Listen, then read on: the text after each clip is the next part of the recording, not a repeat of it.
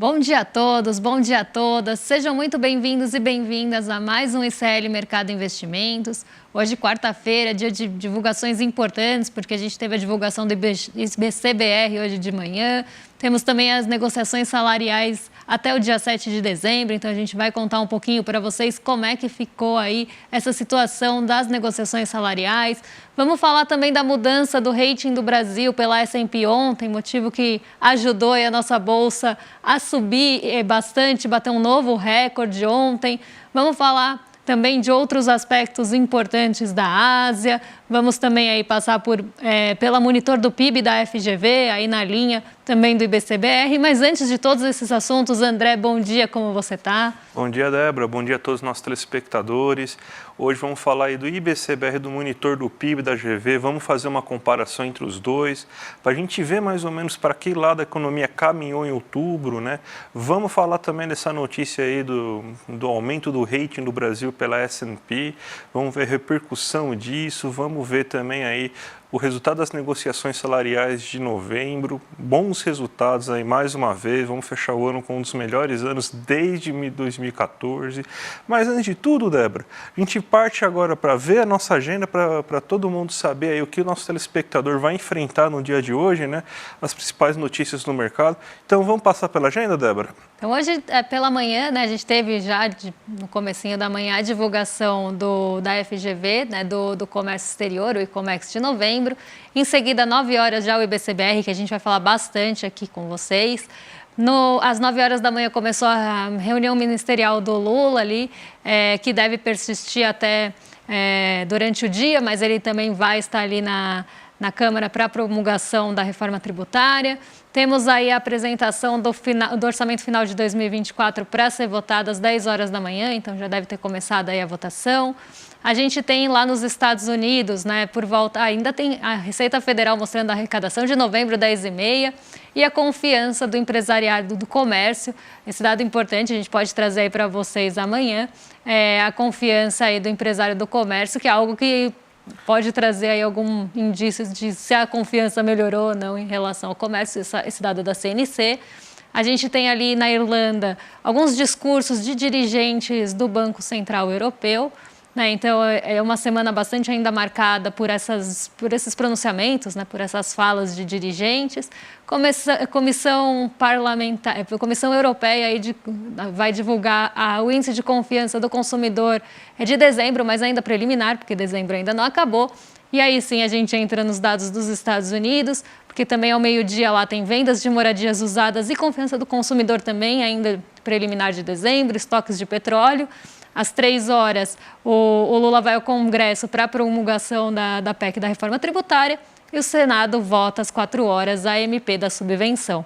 Então, hoje é um dia com um pouco de olhar para a agenda política, o noticiário político está bem presente aí na agenda, mas também de divulgações de indicadores importantes aí aqui no Brasil. Então, a gente vai trazer os principais deles e outros aí amanhã. É quase que a última leva, né? Essa semana deve ser a última leva, até porque aquela semana entre Natal e Ano Novo e comecinho da primeira semana de janeiro, os dados são muito fracos mesmo. Todo mundo dá uma respirada, né? Então é basicamente isso. Mas vamos falar então agora, né, de como está o mundo, já que a gente tem a notícia aqui no nosso site, né? Aquela notícia que toda manhã a gente coloca para vocês já se prepararem, para entender o que esperar, quais são as variáveis que o mercado está olhando aí nesse dia de hoje, né? Mas então, Débora, como que estão os mercados? A gente sempre começa pela Ásia. Alguma novidade com a Ásia hoje? Olha, a Ásia, a única novidade que a gente teve por lá, André, foi realmente ali a divulgação da política monetária da China, né, das taxas de 1 a 5 anos. Elas foram mantidas, todas mantidas. Então, nenhuma novidade de fato, mas a gente teve a divulgação dessa política monetária por lá. Então, a gente teve um misto lá na Ásia. A Ásia fechou mista e realmente foi um misto de ali reflexos, né? O que o mercado reagiu? O mercado reagiu, primeiro, às perspectivas de queda nas taxas aqui do Ocidente, vamos pensar assim. Então, a gente tem uma perspectiva de queda de taxas antecipadas na Europa e nos Estados Unidos. Apesar da gente ter alguns dirigentes tanto do Fed como do Banco Central Europeu, tentando jogar uma água, falando que não é bem assim, que eles têm que analisar, que pode ser que venha só depois. O mercado ainda está bem confiante que essas quedas, esses cortes vão começar em março. E no caso da Europa, em janeiro. Então, a gente tem aí, né, esse peso nas negociações ontem, até porque a agenda foi mais esvaziada. Essa semana tem uma agenda mais esvaziada, a gente tem o PCI, mas a gente tem na parte mais global, a agenda já está começando a ficar com poucos indicadores e com mais aí pronunciamentos e falas de dirigentes de Banco Central, esse tipo de coisa. Então, esse tipo de pronunciamento ganha peso em um dia que a agenda não tem ali nenhum condutor muito importante. E aí, isso acabou pesando lá na Ásia. Então, a gente teve um dia que as bolsas que operaram positivas ficaram positivas justamente por esse impulso vindo aí, principalmente de Nova York, do dia de ontem.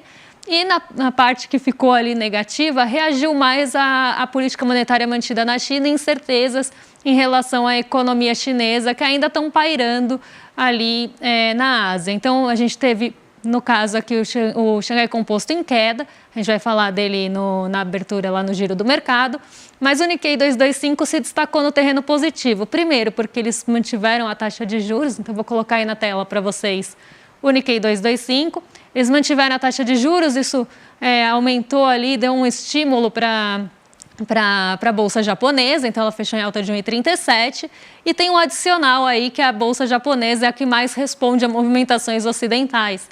Então ela acabou também tendo esse fôlego a mais vindo aí não só das bolsas de Nova York, como também dessas expectativas de juros em queda. Então a gente teve, inclusive ontem as treasuries caíram bastante em todos os vencimentos, foi um dia realmente mais de arrefecimento de juros. Isso chegou na bolsa japonesa com mais força do que nas outras e por isso ela subiu 1,37. Mas um dia ainda também com poucas divulgações lá na Ásia, realmente acho que está todo mundo em ritmo de festas. O ano está acabando, né? Então tá todo mundo aí só esperando chegar aí o dia 31 mesmo, né? Mas a gente teve hoje muitas divulgações aqui no Brasil, pelo menos, né?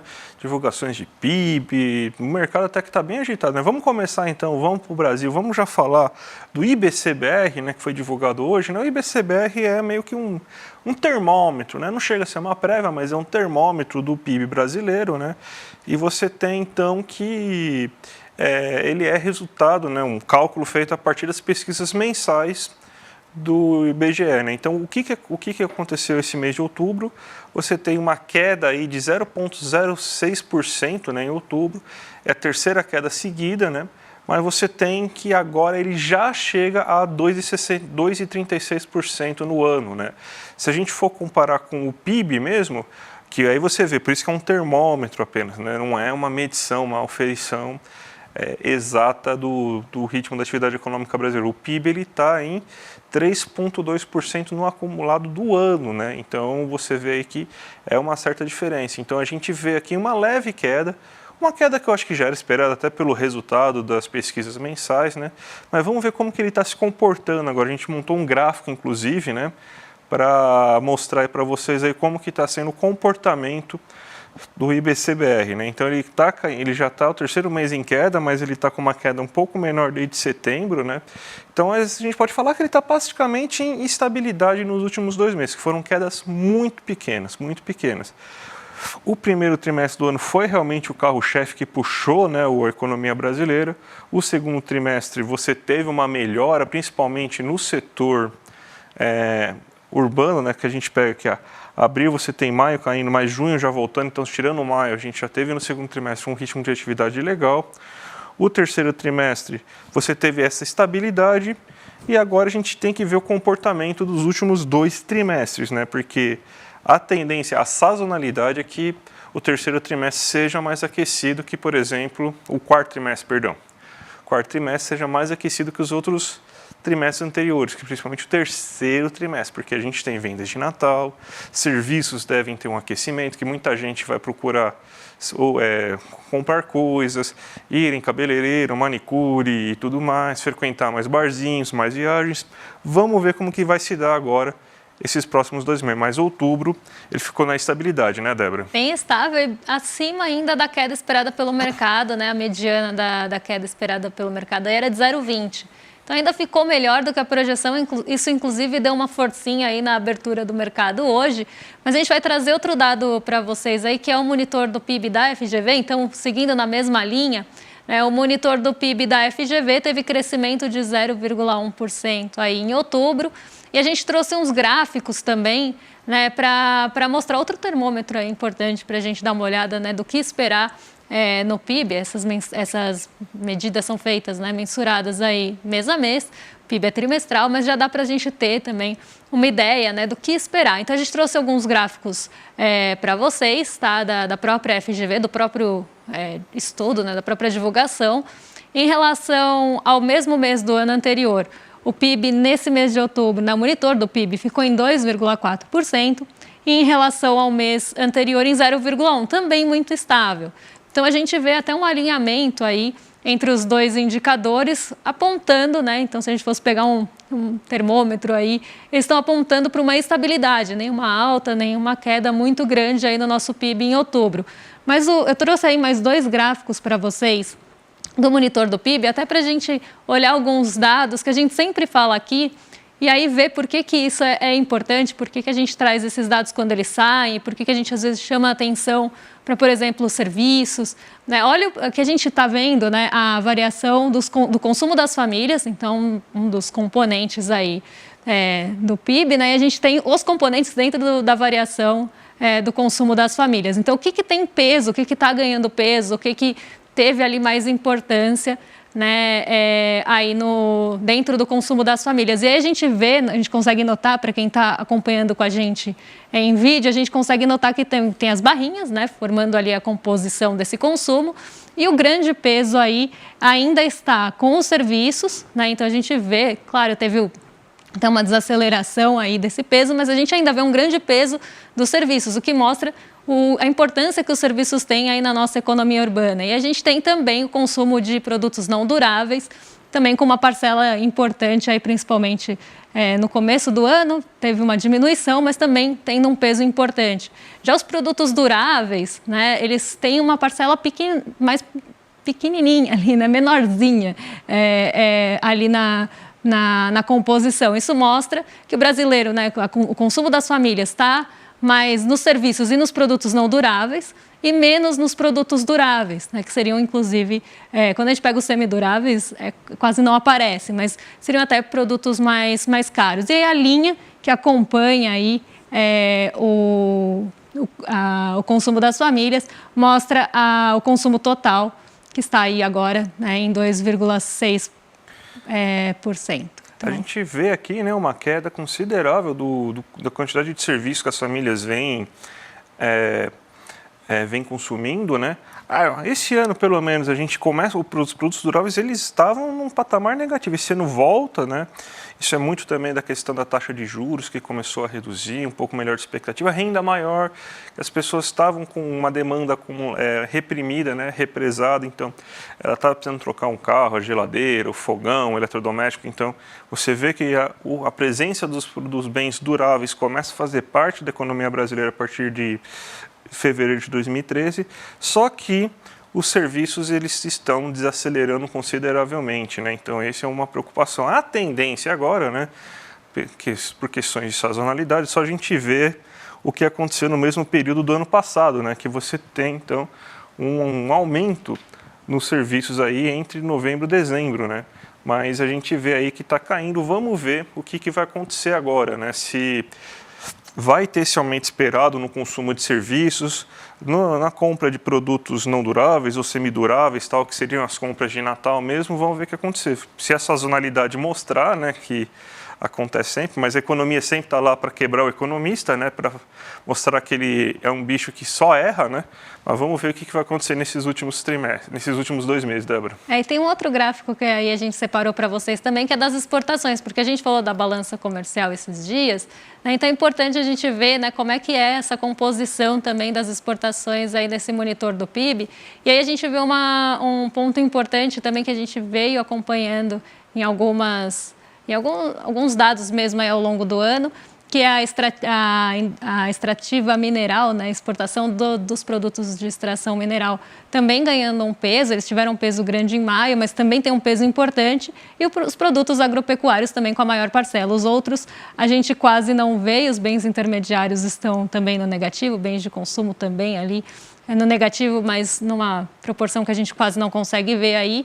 Mas a gente tem um grande peso aí da exportação dos produtos de extração mineral e dos produtos agropecuários. Então, algo que a gente até viu ganhar peso aí em nossa balança, então devem ser pontos para a gente ficar atento aí. Então, por isso que eu trouxe, porque a gente sempre fala desses dados e a gente pode ver como isso ficou no monitor do PIB da FGV também.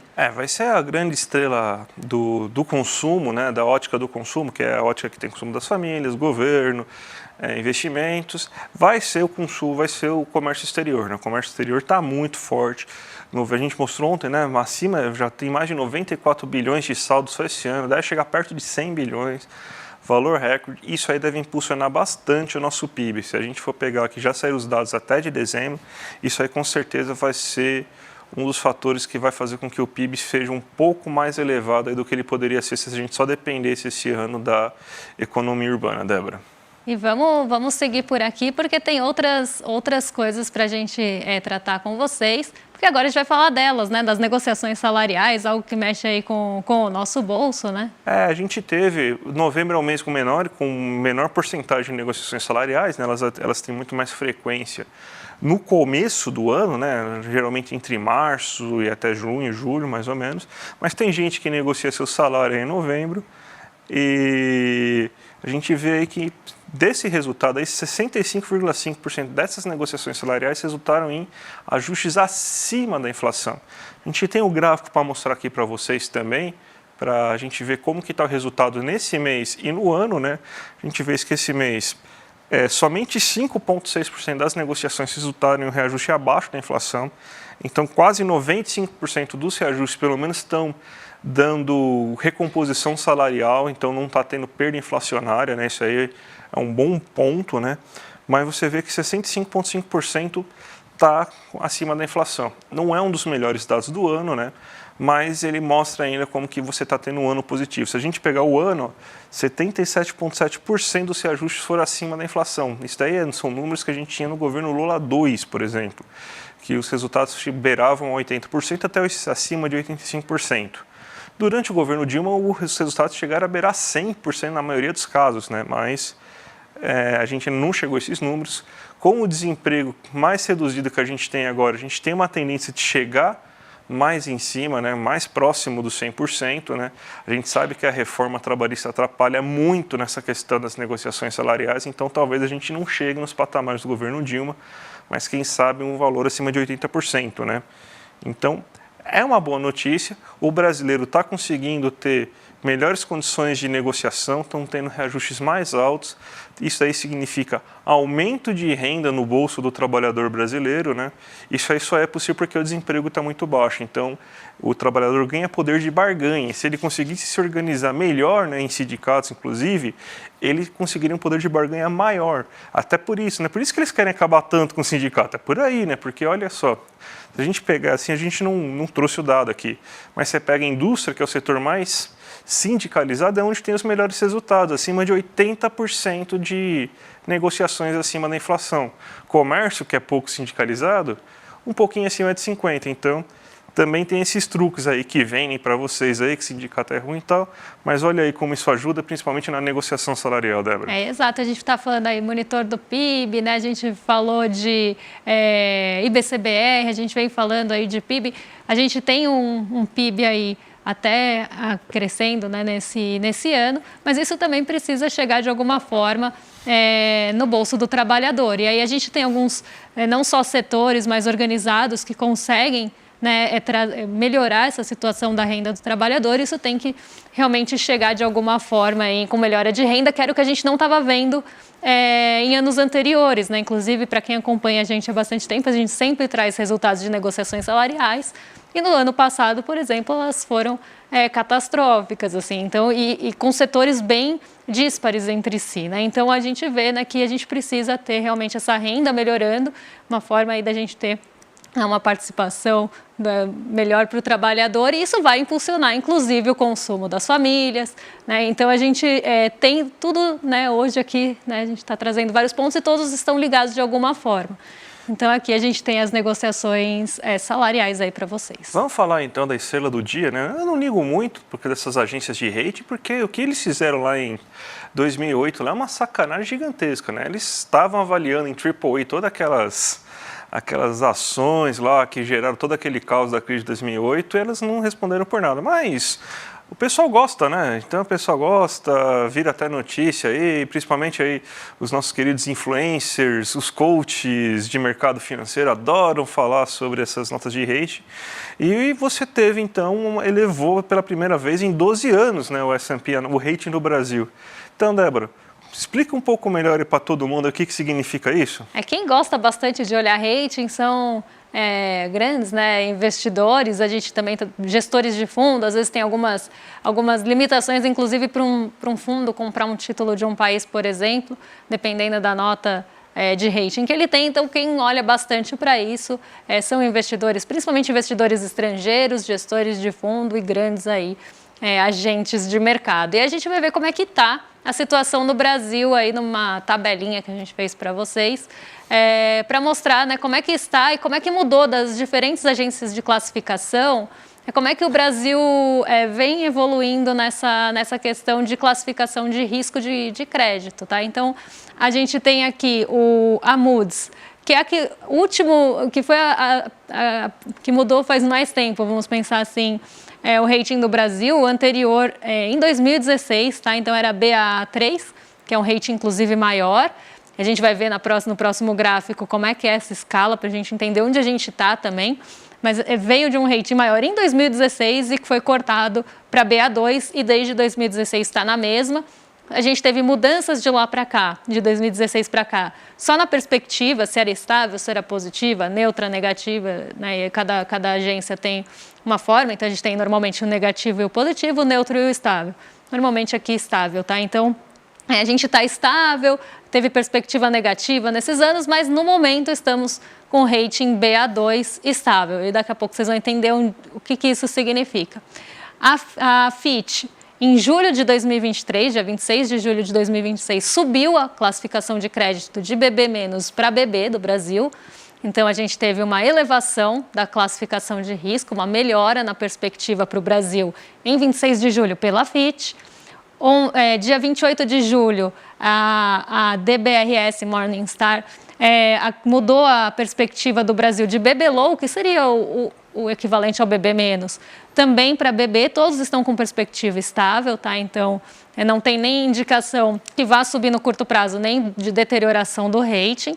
Então, dia 28 de julho, a gente tem essa elevação por parte da DBRS. Ontem, a gente teve a mudança de BB- para BB pela S&P. E isso deu um fôlego para o Ibovespa, que já estava num dia bem positivo, pela manhã, puxado pelas commodities, como a gente viu, e esse dado saiu às 3h30 da tarde, isso deu um fôlego ali a mais para o Ibovespa, porque a gente teve uma abertura positiva por conta das commodities, aí a abertura de Nova York também foi positiva, ontem Dow Jones bateu um novo recorde, a gente teve aí um dia positivo também em Nova York, com expectativa de queda de juros por lá, então isso também deu impulso.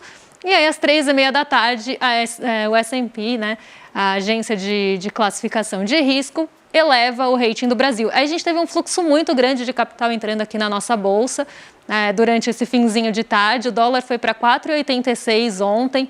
Então, a gente teve uma alta, né, um novo recorde aí da bolsa sendo batido. E o dólar a 4,86, justamente por esse capital majoritariamente de recurso estrangeiro que entrou na nossa bolsa por conta dessa mudança de rating. Então, eu falei, tem alguns agentes de mercado que olham bastante e acabam dando um peso para esse tipo de classificação, até porque às vezes eles têm um corte em que país que pode aplicar, dependendo do seu rating. E aí a gente pegou aqui, na verdade, emprestado do G1, um infográfico para mostrar para vocês como é que está, né, onde está o Brasil nessa escala, o que significa esse rating. Então, quando a gente olha as três principais, a Fitch, a Moody's e a S&P, a gente está no mesmo degrau ali de classificação de risco. a gente tem os graus de investimento com qualidade alta e baixo risco, que vai até o A- no caso da Fitch e da S&P, e o A3 da Moody's, tá? Então aqui normalmente a gente tem os Estados Unidos caiu, mas ainda está nessa classificação, então a gente tem essa camada aí que são os principais os países que estão mais longe, vamos pensar assim, de um default, que a gente fala, né? Então de dar calote. A gente tem essa outra faixa que é grau de investimento de qualidade média, que foi o que o Brasil perdeu lá em 2016, então a gente caiu para grau de categoria especulativa e a gente estava aí em outro degrau, inclusive, a gente estava mais baixo do que estamos agora, então a gente está tendo elevação. Então, a gente sai desse grau de investimento de qualidade média, que normalmente é um corte importante, principalmente para a gestão de fundo e esse tipo de aplicação, né? Quando o gestor vai aplicar num país, ele precisa, às vezes, que o país tenha grau de investimento. Então, é isso que o Brasil está buscando. E a gente tem um degrau ainda a subir, né? Na verdade, 2, para chegar nesse grau de investimento. Então, a gente está aqui no BB, no Fitch Ratings, na Moody's Ba2, e no BB, no caso da S&P. Então, aqui a gente vê que ainda falta um caminho para a gente chegar no grau de investimento, mas a gente está subindo, né? Aí a gente tem os ratings mais especulativos, que tem risco de inadimplência e baixo interesse, que é do CCC para D. Então, como é que funciona isso, né? Como é que é calculado? Até para vocês entenderem. Tem uma série de cálculos de medida de risco que a gente faz para ver quão longe um papel, uma empresa ou um país está de não pagar a sua dívida. Então, quão longe ele está do default. Quanto mais longe, mais alto ele vai estar nessa classificação. Então, um AAA é o que tem a menor probabilidade de dar problema, é o que está mais distante do D. Então, é assim que a gente calcula. E aí, o Brasil, ele está distante do D e está chegando perto do grau de investimento. E aí a gente vê, né, aquela coisa de mercado falando, né, quando a gente vê o S&P sendo divulgado, o Goldman Sachs foi a público falar que o Brasil precisa fazer reformas para retomar o grau de investimento. Aí já entra naquela coisa bem de mercado financeiro, de olhar de mercado financeiro, né, de receitinha de bolo para chegar no grau de investimento. Mas é uma notícia positiva e isso deve atrair aí bastante capital, principalmente estrangeiro, para a nossa bolsa nesse fim de ano, presentão aí para o Ibovespa. É o Lula da sorte, né? Sempre Lula ele da entra, sorte. acaba melhorando o grau de investimento, acaba melhorando todos os índices econômicos e tal. Alguém falou, não lembro quem que falou ontem lá, que o Lula teve sorte agora, né? Então, mais uma vez aí, né? É sempre essa mesma história, né? Débora, depois de tudo isso aí, deve ter bastante coisa que aconteceu no mercado financeiro aqui brasileiro, né? Então, como que estão os mercados agora de manhã? Olha, ontem a gente teve uma boa alta, né? Então é esperado que hoje o Ibovespa fique mais perto da estabilidade mesmo. Ele ficou no terreno positivo, até com uma alta mais acelerada durante a manhã, até a abertura de Nova York, para ser mais exato. O Ibovespa estava positivo, mas não tão positivo, era uma alta mais modesta. E agora, a partir da abertura em Nova York, que foi mais negativa, né, a gente tem aí um Ibovespa perto do 0 a 0, em leve queda de 0,01. Então, aqui um pouco de ajuste, inclusive, né, do que aconteceu ontem. Agora já subiu para 0,03. Então, essa é a expectativa para o Ibovespa hoje. Tá? Então, ontem a gente teve uma alta substancial. E essa semana, ela é bem importante. É uma semana crucial aí para a gente fechar, ver como é que a gente vai fechar o ano. Porque, como a gente falou, a próxima semana, que seria a última do ano, tem 3 dias úteis, se não me engano, porque 29 o Brasil não opera e 25 é Natal. Então, a gente tem 26, 27 e 28 de dia útil e, de uma forma global, nem todas as bolsas abrem nas mesmas datas. Então, tem uma liquidez mais enxuta. Então, essa semana que vai mostrar para onde a gente deve fechar o ano e qual patamar que a gente deve ficar. E a gente atingiu um recorde ontem. Então, isso foi muito bom para a Bolsa. Então, é mais um fator de sorte aí, né? A Bolsa subiu bastante esse ano, sobretudo aí no segundo semestre, e a gente tem uma influência aí de fatores como esses de classificação de risco, melhora de renda e desemprego, também pesando na Bolsa, além dos fatores externos. Então, a gente deve ter hoje uma estabilidade, mas uma semana muito importante para saber para onde vai o Ibovespa esse ano e como é que a gente começa o ano que vem. Então, essa semana deve ter uma atenção voltada justamente para isso, até porque a gente está batendo recorde. Como eu falei, o Nikkei 225 fechou em alta hoje, Xangai Composto caiu 1,04%, liderou as quedas na Ásia ali, justamente por essa incerteza em relação à China. O dólar opera estável, ele já chegou a 4,86 hoje, mas agora está em 4,87, então está muito perto da estabilidade, assim como o DXY, que é o índice que mede ali o dólar frente a seus pares. O petróleo Brent continua subindo hoje, então pode ser um fator de impulso. Inclusive, petróleo furou ali os $80 por barril, que a gente não via há algum tempo. Isso também deve ser um fator de impulso para o Ibovespa. Então, a gente deve ter ainda um resquício dessa classificação de risco, porque aconteceu às 3h30. Então, a gente ainda deve ter um resquício de capital estrangeiro entrando aqui, por conta dessa movimentação, e o petróleo puxando para cima. E outras empresas sofrendo um pouco com realização porque subiram bastante. Então, a gente vê aquelas mais especulativas, inclusive, oscilando mais intensamente, justamente porque sobe muito e aí as pessoas realizam e vendem e ela acaba caindo. Então, a gente deve ter um movimento de estabilidade no índice, com algumas empresas com mais especulação, com variações mais intensas, mas, num geral, destaque para commodities deve ser o destaque do dia, e commodities principalmente ligadas a petróleo, e aí é um dia mais de estabilidade, sem muitos catalisadores. Quem impulsionou, na verdade, o Bovespa na abertura foi o IBCBR, o mercado gostou, mas sem muitos catalisadores hoje. Ótimo, vamos já dando nossos recados finais, Débora, que a gente vai pedir para vocês continuarem, como sempre, aí com nossa programação, porque às 5 horas da tarde a gente tem o Rolê ICL com o William De Luca, né? Então já começa a nossa programação às 5 horas da tarde. O ICL Notícias, segunda edição, a partir das 6, com o Chico Sá, Chico Pinheiro e a Gabi Varela. E às 7h30 da noite a gente tem o Sinapse com a Robertinha Garcia e o César Calerron. E vocês já sabem, amanhã, a partir das 7 da manhã, programação que vocês já conhecem. Então, 7 da manhã tem o Desperta, em seguida vem o ICL Notícias, primeira edição, o Em Detalhes, e a gente aqui às 11 horas da manhã, trazendo as principais notícias do mercado financeiro, o que está impactando aí o seu bolso, notícias econômicas e indicadores para vocês. E fiquem aqui, que a gente vai ter um teaser aí para vocês verem uma novidade de Natal. Exatamente, gente. Vai ter um teaser bem interessante aí. A primeira série do ICL que foi produzida aqui com o Padre Júlio Lancelotti, com o Leonardo Boff, com o Chico Pinheiro. Então, A Luta pela Esperança é o nome da série. Hoje, às 8 horas da noite, primeiro episódio. Então, vocês vão ficar com o teaser. E lembrando, é só para assinantes do ICL. Não assinou ainda? Aproveita aqueles 15 dias. Inclusive, tem alguns brindes lá interessantes. Então, já assina para começar a ver essa série de ICL. Primeira produção original de ICL. E vocês vão ficar com o teaser agora, tá certo, gente? Um abraço e até amanhã. Até amanhã. Qual é o significado do Natal? Me incomoda muito a cidade cheia de luzinhas iluminadas, porque eu penso, os lugares que estão mais iluminados são onde Jesus não poderia entrar. Me custa falar sobre o Natal, nesse momento em que irmãozinhos de Jesus são assassinados. Quem é que está sozinho? Quem é que está faminto? Quem é que está chorando? Hoje em São Paulo, Jesus nasceria na Cracolândia.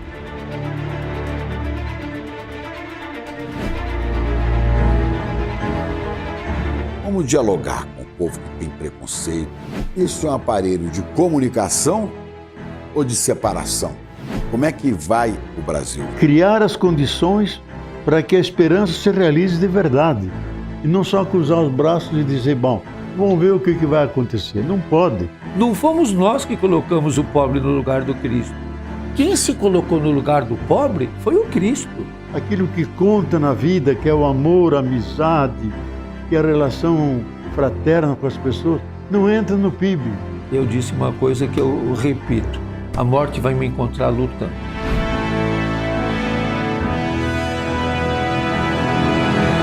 Chegamos ao fim do ano, é vida que segue. Olha, o Padre Júlio Lancelotti tem uma mensagem importante e um convite para te fazer. Padre Júlio. Não, junto com o Leonardo Boff e o Chico Pinheiro, participe desses episódios, lute com esperança e pela esperança. Participe, vamos refletir juntos. E aí, galera, tem super novidade na área. Tá vendo aqui atrás? O site do ICL Notícias está on! É isso aí, o maior jornal da internet no Brasil agora tem a sua versão portal também, com a mesma luta e a mesma independência, levando até vocês todos os dias as melhores notícias. Acesse de onde você estiver, www.iclnoticias.com.br. A gente chegou para fazer jornalismo de verdade, sem rabo preso com ninguém. Nosso compromisso com a verdade e com a mudança. Eu quero dar para vocês da nossa comunidade uma missão, um pedido de ajuda. Pega esse link e envia para todos os seus contatos do Telegram, do WhatsApp. A gente precisa fazer essa novidade chegar para todo mundo. Onde tiver notícia, o portal ICL Notícias vai estar lá, com independência e seriedade. Clica lá e mande para os seus amigos. Vambora! A revolução está só começando.